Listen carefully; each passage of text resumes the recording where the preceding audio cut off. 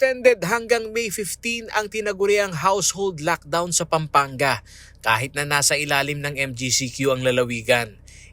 Ito ang Executive Order No. 5-2021 ni Governor Dennis Delta Pineda na naghihigpit sa community quarantine protocol at naglilimita sa galaw ng mga kabalen gaya ng pagbisita sa mga bahay-bahay na sanhi ng mabilis na local transmission. Ayon kay Attorney Charlie Chua, ang Provincial Administrator ng lalawigan, ang kanilang pagpapasya ay buhat sa rekomendasyon ng local IATF, kung saan bahagi dito ang mga local chief executives at gayon na rin ang high risk at critical status ng healthcare utilization rate ng probinsya. Yan.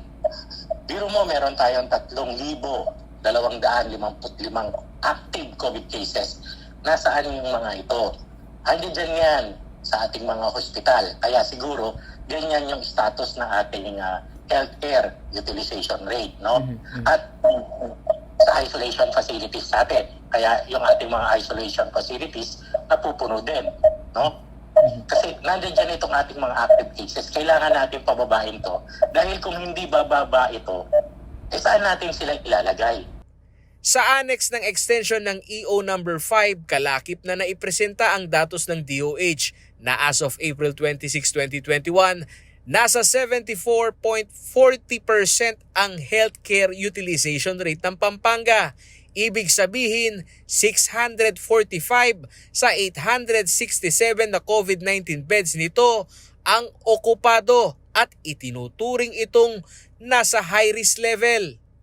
87.63% o 85 sa 77 ICU beds para sa COVID-19 ang okupado. Katumbas ito ng critical risk level.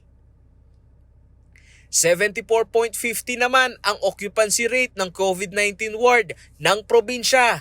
333 sa 447 beds dito ang okupado at nasa high risk level na rin ito.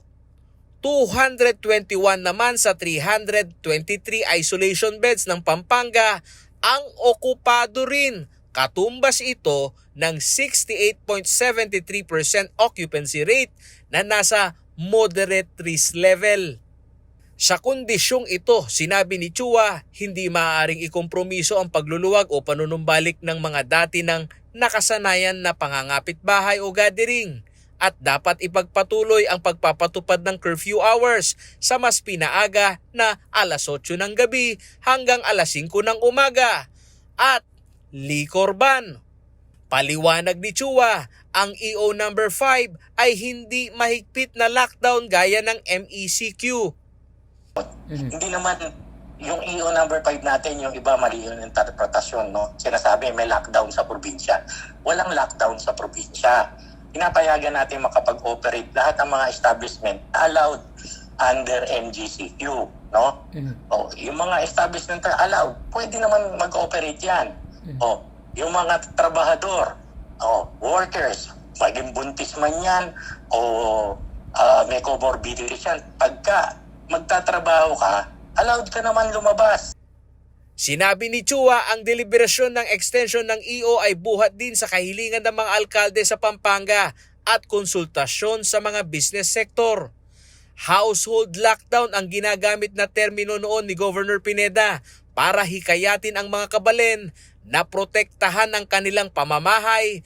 Kalimitan daw kasi sa mga kaso ng hawaan ay mula sa pagbisita sa bahay-bahay tuwing may salo-salo o okasyon. Huwag muna kayong magtumanggap, sabi nga ni Gob, household lockdown, protektahan nyo yung inyong pamamahay. Huwag kayong tumanggap ng bisita na hindi naman miyembro ng inyong household. Kasi ang nakikita natin dito, yung pag-spread, no, ng virus na to, nanggagaling na dyan, pamilya na yung tinatamaan. Paulo G. Santos, CLTV News.